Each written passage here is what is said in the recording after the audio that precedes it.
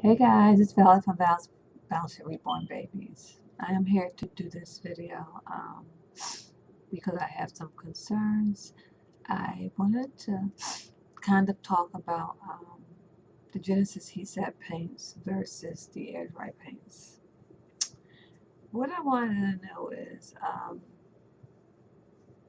well, I was looking at a live video yesterday, and the conversation was basically we did touch points on the air dry paints and the Genesis heat set paints. And this particular person mentioned something about this is like it wasn't a live video, it's like an old video that I just happened to watch because I was doing some research on the air dry paints. I mean, like, I'm really concerned with the fumes that the Genesis heat set paints gives, and I'm concerned about long-term healthcare problems. I'm still doing my research, but I was just looking for a second option instead of using the Genesis heat set paints. I don't see too many people using the air dry paints, and my question is, why is that so? Why do people prefer to use the Genesis heat set paints versus the air dry paints? I think I'm going to give the air dry paints a try just to give myself a break from the Genesis heat set paints. You guys have any information on it, I appreciate it. I just don't want to get sick in the long term, you know. Long term, like in the future, you never know what type of damage they can cause. But those fumes are really, really strong.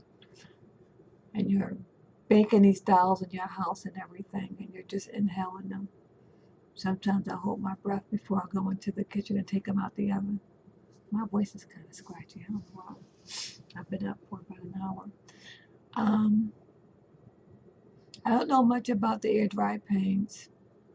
As far as mix them and stuff like that. I've been doing like a lot of research, and there's a lot of videos out there so far.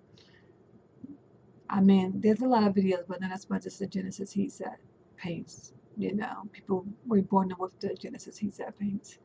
But all the ones that I happen to look at, um, it's not like the paints isn't expensive at all, and I have a lot of the paints like before I started using the Genesis heat set. My I was going to use the air dry paint, so I did go to Michael's and I purchased so many paints, like in different skin tones, some dark skin tones, some pinks for, like some pinks, some beiges, like all kinds of paints, some blush colors. I did all that, so I have stacks and stacks of paints. I think I'm gonna try, maybe not on a whole kit, but probably on a probably something like this. I have a few of these. I'm going to try and paint with the air dry paint.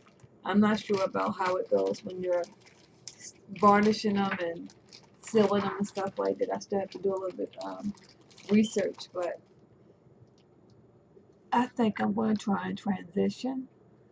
I'm not saying that I'm not going to do the Genesis heat sets anymore, but I think I want to try and transition and try something new.